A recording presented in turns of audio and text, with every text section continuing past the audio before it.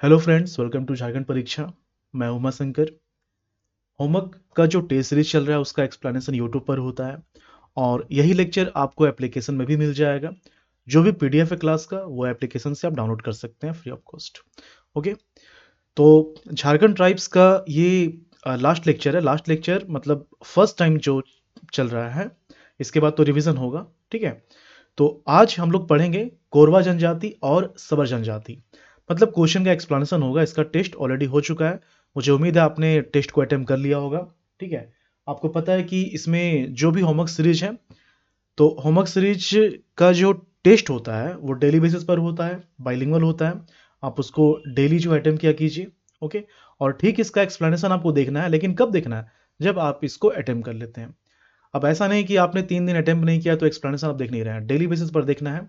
अगर छूट जा रहा है तो कोई बात नहीं, आप लेक्चर को देखिए और लेक्चर में ही जो है क्वेश्चन को अटेम्प्ट कीजिए, अपना आंसर लिखिए। ठीक है, लेकिन ये डेली बेसिस पर होना चाहिए, इसीलिए इतना सारा जो है अरेंजमेंट किया गया आपके लिए। चलिए क्वेश्चन स्टार्ट करते हैं क्वेश्चन नंबर 1 से। ये कोरवा जनजाति का है। टेस्ट नंबर ये है 37। ओके, ये सारा शेड्यूल, आज कौन कौन सा टेस्ट होने वाला है, आज कौन कौन सा लेक्चर होने वाला है, ये सब कुछ आपको मिलेगा टेलीग्राम में। ओके, क्वेश्चन नंबर 1 है कोरवा जनजाति का संबंध किस प्रजातीय समूह से है। तो आपको स्टार्टिंग से ही बताया जा रहा है, आपको आपको जो है याद हो गया होगा कि झारखंड में जो 32 जनजाति है, तो इस 32 जनजाति को 2 पार्ट में डिवाइड किया जाता है मेनली। ओके, एक जो मेन स्ट्रीम से जुड़ा हुआ है उसमें से 24 आ जाते हैं, और एक जो कि प्रिमिटिव ट्राइब्स हैं, जो कि आदिम जनजाति हैं। मतलब इनका रहन सहन आज भी जो परंपरागत चीजें हुआ करती थी, मतलब वन उत्पात पे रहना, ओके, मेन स्ट्रीम से अलग रहना, जो भी चीजें हम देखते हैं अभी के लाइफ में, तो उन सब चीजों से ये हटकर रहते हैं। तो इनको प्रिमिटिव ट्राइब में रखा गया है। तो ये एक दो मेन कैटेगरी होता है। तो इसमें से जो 8 ट्राइब है, ठीक है, तो 8 ट्राइब का नाम आपको पता होना चाहिए। सौरिया पहाड़िया, माल पहाड़िया, असुर, सबर, कोरबा, बिरजिया, बिरहोड़। ओके, ये सब हैं। एक कौन सा बच गया? माल पहाड़िया, सौर्य पहाड़िया, असुर, सबर, कोरबा, बिरजिया, बिरहोड़। एक परहिया बच गया है ना, परहिया। तो इसमें से जो बिरजिया है, इसमें से जो बिरजिया है, इसको छोड़कर बाकी सभी 7 आदिम जनजाति किस कैटेगरी में बिलोंग करते हैं? ये प्रोटो ऑस्ट्रोलॉइड में आते हैं। तो जो बिरजिया है ये किस में आ जाता है? ये द्रविड़ में आ जाता है। ये आपको पता होना चाहिए। ऑप्शन बी इसका आंसर हो जाएगा। झारखंड में कोरवा जनजाति का निवास सबसे ज्यादा कहाँ है? तो कहाँ है, इसके लिए आपको ये पता होना चाहिए कि ये झारखंड में किस क्षेत्र से आए हैं। तो झारखंड में इनका जो आगमन हुआ है ये इस क्षेत्र से हुआ है। इनका जो आगमन हुआ है इस क्षेत्र से हुआ है। एमपी हो गया, छत्तीसगढ़ हो गया, तो इस क्षेत्र से जब हुआ है तो इनका जो बसेरा है वो भी इसी एरिया में सबसे ज्यादा होगा। ठीक है, इस एरिया में सबसे ज्यादा होगा। ओके, तो ये जो इलाका है, ये वाला इलाका, इस इलाका में ये सबसे ज्यादा रहते हैं। इस इलाका में जो है ये सबसे ज्यादा रहते हैं। ओके, इस इलाका में जो है ये सबसे ज्यादा रहते हैं। अब इसमें प्रमंडल की बात की जाए तो ये वाला जो इलाका है, जैसे कि जब भी मध्य प्रदेश या फिर छत्तीसगढ़ की बात की जाए, क्योंकि पहले तो मध्य प्रदेश हुआ करता था ना, तो इसके बीच जो बाउंड्री बनाती है जो नदी, मेनली जो नदी है वो है कान्हा नदी। वो कान्हा नदी है, तो इसके आसपास ठीक ठाक मिल जाएगा। ओके, और यही कारण है कि यहाँ पर भी पलामू प्रमंडल में इनकी जनसंख्या ठीक ठाक मिल जाती है। इनकी जो जनसंख्या वो ठीक ठाक मिल जाती है। ओके, ये चीज ध्यान रखना है। तो झारखंड में सबसे ज्यादा इनकी जो जनसंख्या है वो पलामू में है। कहां पर है? पलामू में है। ओके, पलामू में है। पलामू कहने का मतलब जिला नहीं, पलामू प्रमंडल। ठीक है, पलामू प्रमंडल। अब अगर डिस्ट्रिक्ट में आ जाए तो डिस्ट्रिक्ट में गढ़वा सबसे ज्यादा है। ठीक है, गढ़वा है। और आपको पता है कि पार्ट एरिया जो होता है वो यही होता है। ओके, तो कुछ हद तक पार्ट एरिया में भी मिल जाते हैं ये। ठीक है, ओके, तो यहां पर इसका आंसर क्या हो जाएगा? ऑप्शन सी हो जाएगा। नेक्स्ट, कोरवा जनजाति के संबंध में कौन सा कथन गलत है? तो इनका प्रवेश जो है छत्तीसगढ़ से हुआ है, इनकी भाषा ऑस्ट्रो एशियाटिक समूह से संबंधित है, इन्हें शिकारी संग्रहकर्ता माना गया है, इनमें से कोई नहीं। तो यहाँ जो है छत्तीसगढ़ से हुआ, छत्तीसगढ़ भी हो सकता है, मध्य प्रदेश भी हो सकता है। ये बिल्कुल सही है, क्योंकि ये अभी जस्ट आपको बताया गया कि इनका जो प्रवेश हुआ है वो इसी एरिया से हुआ है, और इस एरिया से होने के कारण इनका जो जमाव है इस इलाका में सबसे ज़्यादा मिलता है। ओके, तो सबसे ज़्यादा इस इलाका में है और इनका प्रवेश जो है छत्तीसगढ़ से हुआ है। यहाँ पर इसका जो सही आंसर होगा, देखिए ये तो सही है। इसके बाद इनकी जो भाषा है, कोरवा जनजाति की जो भाषा है, आपको पता होगा कि भाषा को कोरबा ही बोलते हैं। क्या बोलते हैं? कोरबा ही बोलते हैं। क्यों? क्योंकि देखिए, क्यों मैंने कहा कि पता होगा, रिसेंटली इसमें जो है कुछ करंट अफेयर के टॉपिक आए थे और आपको याद होगा कि एक डिक्शनरी जो है लॉन्च किया गया था हीरामन कोरबा के द्वारा। ओके, इसलिए ये इंपॉर्टेंट हो जाता है। तो ये जो भाषा, ये ऑस्ट्रो एशियाटिक में आता है। ऑस्ट्रो एशियाटिक के ऑस्ट्रो एशियाटिक का ही पार्ट होता है मुंडारी। जैसे भारोपीय होता है, द्रविड़ होता है और ऑस्ट्रो एशियाटिक होता है। ऑस्ट्रो एशियाटिक में ही मुंडारी भाषा परिवार है। ओके, तो ये ऑस्ट्रो एशियाटिक है, तो ये भी सही है। इनको शिकारी संग्रहकर्ता माना गया है और ये एग्जाम में आया है, शिकारी संग्रहकर्ता माना गया है इनको। ओके, ये भी सही है। इसका आंसर ऑप्शन डी हो जाएगा। अब यहाँ पर देखिए कि जो कोरवा ट्राइब्स हैं, ठीक है, तो कोरवा ट्राइब्स हैं तो ये मेनली दो तरह के होते हैं। ठीक है, एक जो होते हैं वो पहाड़ी क्षेत्र में रहते हैं, एक जो रहते हैं वो पहाड़ी क्षेत्र में रहते हैं, और एक जो है मतलब मैदानी क्षेत्र में या पहाड़ों के तलहटी के क्षेत्र में रहते हैं, तो उनको बोला जाता है डिहरिया। उनको क्या बोला जाता है? डिहरिया बोला जाता है। तो पहाड़ी क्षेत्र वाले जो कोरबा होते हैं उनसे ज़्यादा डेवलप होते हैं डिहरिया वाले। ओके, तो ये चीज़ ध्यान देना है। तो शिकारी और संग्रहकर्ता जो माना गया है वो मेनली पहाड़ी कोरबा के लिए माना गया है, ये आपको पता होना चाहिए। तो यहाँ पर सारे स्टेटमेंट सही हैं, ऑप्शन डी इसका आंसर हो जाएगा। नेक्स्ट, कौन सा उपवर्ग पहाड़ों पर रहता है? तो अभी मैंने बताया कि मेनली इसके दो कैटेगरी हैं, एक डिहरिया है, दूसरा पहाड़िया है। ओके, तो जो पहाड़ों पर रहते हैं उसको बोलते हैं पहाड़िया कोरबा, उसको बोलते हैं पहाड़िया कोरबा। और जो मैदानी क्षेत्र में रहते हैं, जो पहाड़ों की तलहटी पर रहते हैं, उनको बोला जाता है डिहरिया कोरबा।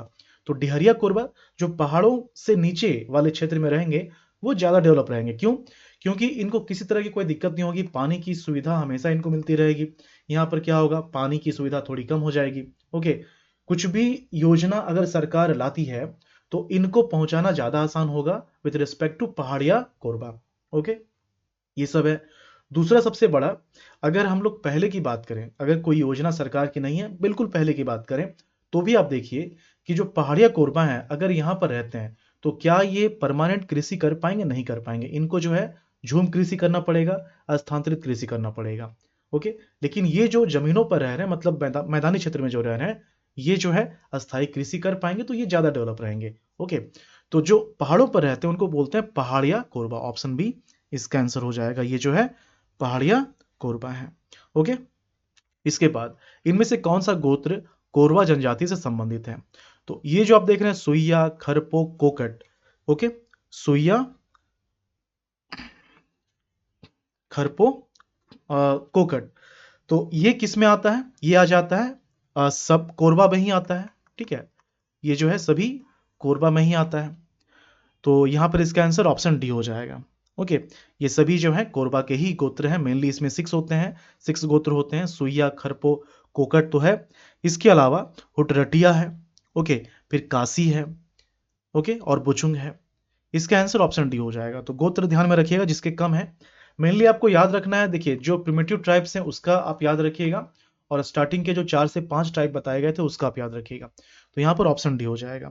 नेक्स्ट, कोरवा जनजाति में प्रमुख देवता कौन है? तो जो इनमें प्रमुख देवता होते हैं इनको क्या बोला जाता है? देखिए सिंगबोंगा, बहुत जगह आप देखेंगे सिंगबोंगा होते हैं। ओके, तो बहुत जगह सिंगबोंगा मिल जाता है, ये ध्यान रखिएगा।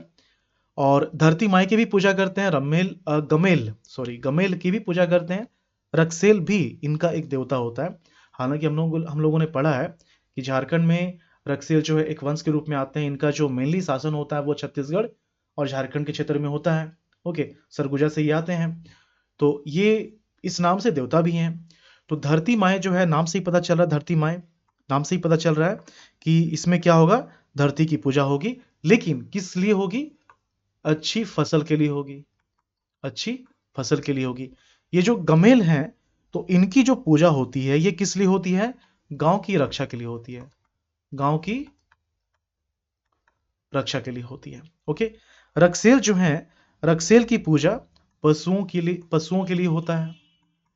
ओके, मतलब पशुओं की रक्षा हो सके इसलिए रक्सेल की पूजा की जाती है। तो सबका अपना अपना जो है महत्व है। और यहाँ पर देखिए इस ऑप्शन के अकॉर्डिंग इसका आंसर ऑप्शन ए सिंह बोंगा हो जाएगा, ध्यान रखिएगा। अभी शायद एक और, हाँ यहाँ पर है, इस क्वेश्चन में बताता हूं मैं। देखिए, कोरवा जनजाति में गांव की रक्षा के लिए किस देवता की पूजा की जाती है? किस देवता की पूजा की जाती है? अभी आपको जस्ट बताया गया कि जो गम्हेल हैं, तो गम्हेल की जो पूजा होती है किस लिए होती है? गांव की रक्षा के लिए। गांव की रक्षा के लिए गम्हेल की पूजा की जाती है। ओके, दरहा जो है, किसी तरह का कोई नेगेटिव एनर्जी है तो उसके अगेंस्ट सुरक्षा करने के लिए इनकी पूजा की जाती है। ओके, उनके अगेंस्ट सुरक्षा पाने के लिए दरहा की पूजा की जाती है। जो सोखा की पूजा होती है, तो सोखा की पूजा किस लिए की जाती है? सोखा की पूजा जो होती है ये किस लिए होती है? इसमें बोला जा रहा है गांव की रक्षा के लिए, तो गांव की रक्षा के लिए तो हो जाएगा गम्हेल, इसका आंसर हो जाएगा ऑप्शन सी गम्हेल। और खुरिया रानी जो है, जैसे अभी आपको बताया गया कि सिंहबोंगा यहाँ पर प्रमुख देवता हैं, उसी तरह से आपको एक याद रखना है, खुरिया खुरिया रानी भी जो है ये प्रमुख देवियों में शामिल है।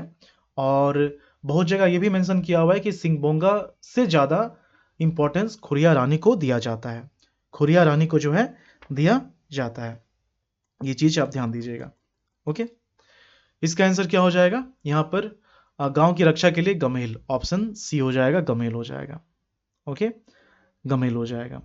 और यहाँ पर ये जो सोखा है, एक बार मैं देख लेता हूँ कि सोखा क्या होना चाहिए, दिमाग में मेरा आ नहीं रहा है। चलिए इसको रहने देते हैं सोखा को, ठीक है। फिलहाल इसका answer option C. Next, Korwa जनजाति में जो बियोड़ा होता है उसका मतलब क्या होता है? तो इसके पहले वाले ट्राइब्स में भी बताया गया आपको बियोड़ा का मतलब क्या होता है। तो आपको बताया गया कि इसमें जो होता है, जैसे कि ये पहाड़ी, ये क्या है? पहाड़िया कोरबा है। ओके, और तलहटी पर जो रहते हैं उनको क्या बोलते हैं? उनको बोला जाता है डीहवार। उनको क्या बोला जाता है? सॉरी, डिहरिया बोला जाता है ना, इनको जो है डिहरिया कोरबा बोला जाता है। तो ये जो होते हैं ये क्या करेंगे, चूंकि पहाड़ों पर रह रहे हैं तो ये स्थानांतरित कृषि करेंगे, झूम कृषि करेंगे। तो झूम कृषि या फिर स्थानांतरित कृषि को ही क्या बोला जाता है? बियोड़ा बोला जाता है। ओके, तो ये चीज एक याद रखिएगा, ये टर्म पिछले बार में भी पिछले वाले क्लास में भी आया था। तो बियोड़ा का मतलब क्या होता है? ये कृषि होता है। किस तरह का कृषि होता है? जो स्थानांतरित कृषि, उसी को बोलते हैं। ऑप्शन ए हो जाएगा, ऑप्शन ए हो जाएगा, ठीक है। नेक्स्ट, कोरवा जनजाति के संबंध में कौन सा कथन सही है? सही बताना है। कन्या के घर में किया जाने वाला विवाह चढ़के विवाह कहलाता है। इसमें दो टर्म है, एक है चढ़के विवाह और एक है डोला विवाह, एक है डोला विवाह। तो नॉर्मली जो विवाह होता है वो क्या होता है? जो वर पक्ष होता है वो वधु पक्ष के पास जाता है बारात के रूप में, और फिर वधु के घर में विवाह संपन्न किया जाता है। तो वधु के घर में जो विवाह संपन्न किया जाएगा उसको बोलते हैं चढ़के विवाह। और इसी का उल्टा अगर हो जाए, मतलब वर के घर वधु को लाकर विवाह संपन्न करवाया जा रहा, तो हो जाएगा डोला विवाह। तो यहाँ पर क्या बोला जा रहा है कि कन्या के घर में अगर विवाह किया जाता है तो चढ़ के विवाह होता है, बिल्कुल सही है। वहीं अगर वर के घर में वधु को लाया जा रहा है फिर विवाह किया जा रहा है, तो ये क्या हो जाएगा? डोला विवाह हो जाएगा, ये भी सही है। इसमें वधु मूल्य को सुख बोला जाता है, बिल्कुल सही। इसमें वधु मूल्य को सुख बोला जाता है। सुख और भी ट्राइब्स में बोला जाता है। एक तो आप कोरबा याद रखेंगे, दूसरा आप याद रखेंगे बिरहोड़, इसके जस्ट पहले बताया गया है पहले वाले क्लास में। ओके, तो सारे स्टेटमेंट सही हैं इसके। नेक्स्ट, धार्मिक प्रधान जो होते हैं इसमें कौन होते हैं? इसमें जो धार्मिक प्रधान होते हैं इनको क्या बोला जाता है? धार्मिक प्रधान को बैगा बोला जाता है। इनमें जो धार्मिक प्रधान होते हैं ये बैगा होते हैं। क्लियर? ऑप्शन डी इसका आंसर हो जाएगा, धार्मिक प्रधान बैगा होते हैं। और देवता के लिए बताया गया आपको कि इसमें सिंहबोंगा प्रमुख हैं, लेकिन खुरिया रानी का भी नाम आपको पता होना चाहिए, ठीक है। ये चीज है। यहाँ पर जो है एक क्वेश्चन आया था, ये सोखा है ना, तो ये जो होता है ये परिवार के भलाई के लिए होता है, परिवार के लिए, परिवार की सुरक्षा के लिए, परिवार की सुरक्षा के लिए। ओके, नेक्स्ट है, कोरवा जनजाति के संदर्भ में कौन सा कथन गलत है? तो इसमें गांव का जो प्रमुख होता है इसको होलादार बोलते हैं, क्या ये सही है? देखिए, इसमें जो पंचायत व्यवस्था होती है तो उसको बोलते हैं भैयारी, क्या बोलते हैं? भैयारी। अब इसके अंतर्गत जो गांव का प्रमुख होता है इसको क्या बोला जाता है? या तो यहाँ पर क्या लिखा हुआ है, होलादार, होलादार नहीं होता है, लोटादार होता है या टोलादार होता है। ओके, टोलादार होता है, ठीक है, यहाँ पर शायद टाइपिंग मिस्टेक हो गया है। ये जो है टोलादार होता है, टोलादार होता है, या फिर इसी को जो है लोटादार बोलते हैं, इसी को लोटादार बोलते हैं। इसको रहने देते हैं, आगे देखते हैं हम लोग। जनजाति पंचायत को बियोड़ा नहीं, बियोड़ा जो है कृषि है, कृषि स्थानांतरित कृषि को बियोड़ा बोलते हैं, जबकि पंचायत को क्या बोला जाता है, भयारी बोला जाता है। ये तो गलत है। ओके, कृषि कार्य शुरू करने से पहले सरहुली पूजा की जाती है। कृषि कार्य को शुरू करने से पहले सरहुली पूजा की जाती है, बिल्कुल सही। सरहुली पूजा ये सरहुल से अलग है, जो सरहुल नॉर्मली होता है उससे अलग है, और इसके बाद ही खेती की जाती है।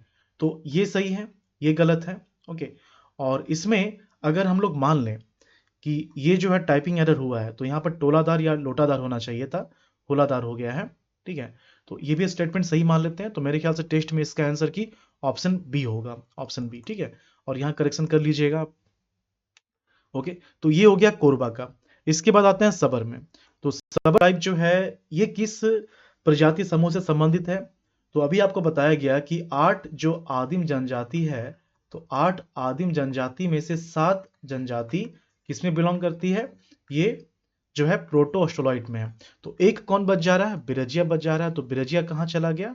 बिरजिया जो है ये द्रविड़ में चला गया। ओके, तो 7 ट्राइब जो है ये कौन कौन सा है? माल पहाड़िया है, सौरिया पहाड़िया है, असुर है, परहिया है, कोरबा है, बिरहोड़ है।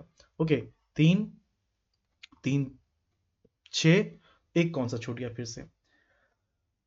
कितना हो गया? ये माल पहाड़िया, सौरिया पहाड़िया, असुर, कोरबा, बिरहोड़, परहिया, और एक बच गया सबर, जो अभी हम लोग पढ़ रहे हैं। ओके, तो ये चीज है। तो ये सब किस में आ जाएगा? ये सब आ जाएगा प्रोटोस्टोलॉइड में, ऑप्शन ए प्रोटोस्टोलॉइड में आ जाएगा, जबकि बिरजिया जो है ये द्रविड़ में आ जाएगा। ओके, और सबर जनजाति के लिए आपको याद रखना है कि सबसे ज्यादा इनका इनका जो जनसंख्या इनकी जो जनसंख्या है ये इस क्षेत्र में पाई जाती है। देखिए ये जो एरिया है, ये वाला एरिया, मतलब उड़ीसा और झारखंड के बीच जो है ये जो बेल्ट है, ओके, जो लोहे वाला बेल्ट है, खासकर इसी एरिया में सबसे ज्यादा ये सबर जनजाति पाई जाती है। ओके, ये चीज ध्यान देना है। तो अगर किसी एक स्टेट को चूज करना हो तो झारखंड में उड़ीसा के रिस्पेक्ट में कम है, सबसे ज्यादा ये कहाँ है? उड़ीसा में है। ओके, ऑप्शन सी उड़ीसा हो जाएगा। और यही कारण है कि उड़ीसा के कारण ही झारखंड में सबसे ज्यादा सबर जनजाति कोल्हान क्षेत्र में पाई जाती है। ओके, ऑप्शन सी हो जाएगा उड़ीसा। नेक्स्ट, सबसे ज्यादा कहां झारखंड में? तो झारखंड में सबसे ज्यादा है कोल्हान के क्षेत्र में। ओके, यहां पर कोई डाउट नहीं होना चाहिए। नेक्स्ट, कौन सी शाखा सिर्फ झारखंड में पाई जाती है? तो सबर जनजाति जो है इसके मेनली 3 कैटेगरी हैं, या फिर ब्रांचेस कह लीजिए। तो इसमें कौन कौन सा है? झारा है, बासु है, जायतापति। ओके, ये 3 है। इसमें से झारा जो है ये सिर्फ और सिर्फ उड़ीसा में पाए जाते हैं।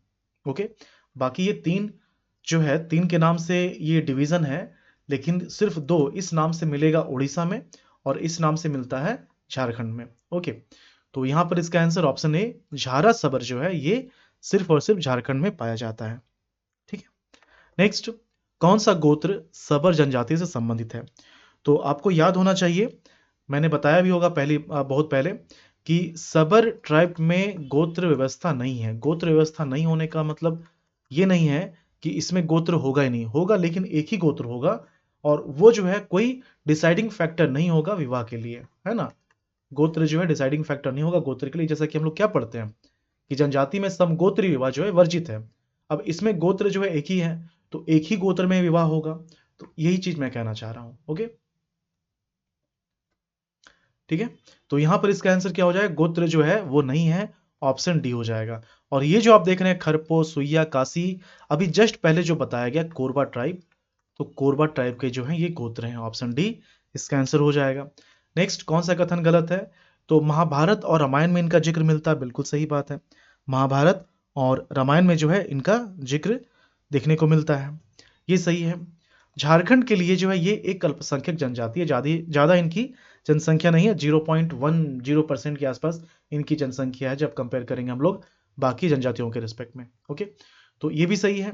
और ये जो सबर ट्राइब हैं, तो सबर ट्राइब को यहाँ पर 1908 नहीं होगा, 1908 जो है यहाँ पर नहीं होगा, तो क्या हो जाएगा, यहाँ पर 1871 हो जाएगा। तो आपराधिक जनजाति अधिनियम 1871, इसके तहत जो है बहुत सारे ट्राइब को, ओके, बहुत सारे ट्राइब को जो है आपराधिक रूप से उन्हें घोषित किया गया था कि ये आपराधिक हैं, अपराधी हैं, इस तरह से जो है इस कैटेगरी में उनको शामिल किया गया था, उसमें सबर भी शामिल थे। तो इस ईयर के तहत जो ये अधिनियम था और ब्रिटिश ने इनको इस कैटेगरी में शामिल किया था, अपराध वाली कैटेगरी में, तो ये 1871 हो जाएगा। तो ये गलत है ईयर के कारण। बाकी चूंकि सबसे ज्यादा ये उड़ीसा के क्षेत्र में रहते हैं और उड़ीसा के क्षेत्र में जो महानदी वाला बेल्ट है, इस एरिया में सबसे ज्यादा रहते हैं। ओके, ये भी सही है। तो इसका जो सही आंसर हो जाएगा ऑप्शन सी, क्योंकि यह स्टेटमेंट गलत है। ओके, इसमें वधु मूल्य को क्या कहा जाता है सबर में? तो सबर में वधु मूल्य को, यहां पर आप देख रहे हैं डाली, डाली बहुत सारे ट्राइब में है। ओके, जैसे कि किसान में डाली है, कल हम लोगों ने परहिया पढ़ा था, तो परहिया में भी डाली ही कहा जाता है। ओके, लेकिन इसी में अगर हम लोग बोलते हैं डाली टाका, तो डाली टाका हो जाएगा बेदिया में, डाली कटारी तो हो जाएगा बिंजिया में, और डाली नाम से उरांव में भी है। ओके, पोटे, पोटे की बात की जाए तो ये किस किस ट्राइब में है? ये जो है कोल में है, ये कोल में है, और ये सबर में भी है। दूधबंदी आपको बताया गया था कि जो गोंड जनजाति है, इनमें वधु मूल्य को क्या बोला जाता है? दूधबंदी बोला जाता है। और डाली कटारी जो है ये भेंजिया में बोला जाता है। ओके, इसका आंसर क्या हो जाएगा? इसका आंसर हो जाएगा ऑप्शन बी, पोटे। नेक्स्ट, सबर जनजाति में युवागिरी को क्या बोला जाता है? तो इनमें जो युवागिरी होते हैं, क्या बोला जाता है इसमें? क्या युवागिरी इसमें नहीं होता है? और अगर होता है तो इसको क्या बोला जाता है? ओके, इसमें कोई युवागिरी नहीं होता है, तो ऑप्शन डी हो जाएगा, युवागिरी इसमें नहीं होता, इनमें से कोई नहीं। ओके, बाकी जो आप देख रहे हैं घोटुल, ओके, तो घोटुल जो है ये संथाल में है, ये संथाल में है। घोटुल जो है इस नाम से गोंड में भी मिलता है। गीती ओड़ा जो है इस नाम से जो युवागिरी है, ये मुंडा में मिलेगा, असुर में मिलेगा, कोरा में भी मिलता है इसी नाम से। कोड़वा जो है कोड़वा नाम से सौरिया पाड़िया में मिल जाएगा। इसका आंसर ऑप्शन डी हो जाएगा। नेक्स्ट, मसीह मान का संबंध जो है ये किससे है? मसीह मान का संबंध जो है ये किससे है? तो इनके जो पूर्वज हैं, इनके पूर्वज को मसीह मान कहते हैं, और इनकी पूजा की जाती है, इनकी पूजा की जाती है, बलि चढ़ाई जाती है पशुओं की, पक्षियों की। ओके, तो मसीह मान क्या है? पूर्वज है इनके, सबर जनजाति के, ऑप्शन बी। इसके बाद सबर जनजाति में ग्राम पंचायत के प्रमुख को क्या बोला जाता है? तो इसमें ग्राम पंचायत का जो प्रमुख होता है वो प्रधान कहलाता है। क्या कहलाता है? प्रधान कहलाता है। और इसका जो असिस्टेंट होता है वो गोड़ाइत कहलाता है। असिस्टेंट इसका गोड़ाइत कहलाता है। ओके, गोड़ाइत जो है संदेशवाहक का काम करता है, जो असिस्टेंट होता है मेनली काम तो संदेशवाहक का ही होता है। ऑप्शन सी प्रधान हो जाएगा। ओके, जबकि जो धार्मिक प्रधान है वो दिहुरी कहलाता है, वो दिहुरी कहलाता है। ओके, जब आपको हिस्ट्री पढ़ाया गया था, देखिए धीरे धीरे बहुत कुछ कंप्लीट हो गया है ना, हिस्ट्री आपको पढ़ाया गया था, आपको याद होगा कि जब आपको धार्मिक आंदोलन हिस्ट्री में बताया जा रहा था, मैंने ही पढ़ाया था, तो उसमें आपको बताया गया था कि जैन धर्म के बहुत सारे तीर्थंकर का जो आगमन होता है यहाँ पर होता है, महावीर का भी आगमन इस क्षेत्र में होता है। तो जब ये यहाँ पर आते हैं तो इनके साथ अच्छा व्यवहार नहीं किया जाता है, ये आपको बताया गया था। ठीक है, तो ये सब हो गया। फिर आपको ये भी बताया गया था कि सबर जनजाति जो है, सबर जनजाति, इन्होंने जैन धर्म को अपनाया था, ये भी आपको बताया गया था। और जैन धर्म को ये जो है गृहस्थी जीवन जीने के साथ ये जैन धर्म का अनुपालन कर रहे थे, तो ये सबर जनजाति ही थे, ये सब आपको बताया गया था। ओके, तो फिलहाल ये कंप्लीट हुआ है, क्योंकि जितना कम कंटेंट है, कहने का मतलब जितना कम रिसर्च हुआ है उतना कम कंटेंट है, उतना कम क्वेश्चन है। और आपने देखा कि जिसमें ज़्यादा कंटेंट उसमें करीबन 40 क्वेश्चन 30 क्वेश्चन उसमें मैंने रखा था। ठीक है, तो इसी के साथ ट्राइब जो है एक बार कंप्लीट हो गया। अब आपको लग रहा होगा कि पढ़ तो लिया आपने, ओके, टेस्ट भी आपने अटेम्प्ट कर लिया, एक्सप्लेनेशन भी आपने दे दिया, लेकिन आपको फील हो रहा हो कि याद कुछ नहीं है, आप भूल रहे होंगे। तो इसी कारण से क्या किया जा रहा है, आपको कल ही बता दिया गया था कि जितने ट्राइब्स हैं, अब उस टाइप से जो जो क्वेश्चन आता है, तो क्वेश्चन कैसे आएगा? स्पेसिफिक जो चीज है, जैसे कि वधु मूल्य हो गया, ओके, उनका गोत्र हो गया, विवाह हो गया, ओके, युवागिरी हो गया। तो इन सब को एक बार में सब ट्राइब के लिए पढ़ना है। जैसे कि आज का जो टेस्ट है वो क्या है, झारखंड की जितनी भी जनजाति हैं उनके वधु मूल्य को याद रखना है। ओके, और उनमें विवाह संबंधी जो फैक्ट्स हैं उनको याद रखना है। तो एक टेस्ट में रिवीजन चलेगा और ये क्वेश्चन नया क्वेश्चन बनाया जाएगा, ऐसा नहीं कि जो आपने अटेम्प्ट कर लिया वही सारे क्वेश्चन होंगे। तो एक टेस्ट में रिवीजन चलेगा और दूसरा टेस्ट में नया चैप्टर होगा। तो झारखंड का सदान, वधु मूल्य एवं विवाह संबंधी तथ्य, ये आज का टेस्ट था झारखंड आर्ट्स एंड कल्चर के लिए। ओके, इसी तरह से स्टैटिक जीके के लिए और फिर करंट अफेयर के लिए जो है आपको दिया गया था उसका एक्सप्लेनेशन भी आ गया, आप उसको देखिएगा। ठीक है, ओके। तो ये पूरा शेड्यूल तैयार किया गया, आप इसको फॉलो कीजिए, बहुत ही अच्छे से स्मूथली जो है कोई भी सब्जेक्ट कंप्लीट होने वाला है इसके माध्यम से। मिलते हैं नेक्स्ट क्लास में। Thank you for watching Jharkhand परीक्षा।